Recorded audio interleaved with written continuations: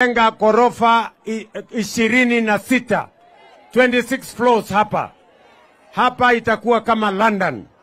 Hapa ndio itakuwa kama sasa ile New York. Wacha niwaambie hivi. Tulikubaliana tupange ajira ya vijana.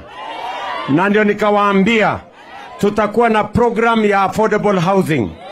Kama hii tunaanzisha hapa leo. Hapa tunahitaji vijana karibu 1,500 watakaofanya kazi hii. Sikizeni.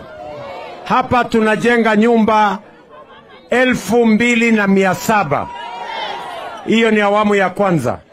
Alafu tutaongeza zingine zijae nyumba 5,000. Alafu pale Shauri Moyo tunajenga nyumba 4,000 zingine. Alafu hapa Makongeni tutakuja kujenga nyumba 30,000 hapa Makongeni.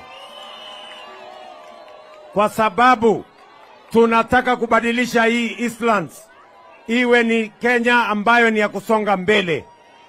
Hapa tunajenga ghorofa 26, 26 floors hapa. Hapa itakuwa kama London. Hapa ndio itakuwa kama sasa ile New York. Hapa ndio itakuwa katikati ya mambo ya Nairobi. Nyinyi mnanielewa jameni? Si hapa mnataka kuishi ghorofa namba ya 26? Mkae kama watu wanaishi kule Marekani. Mkae chonjo.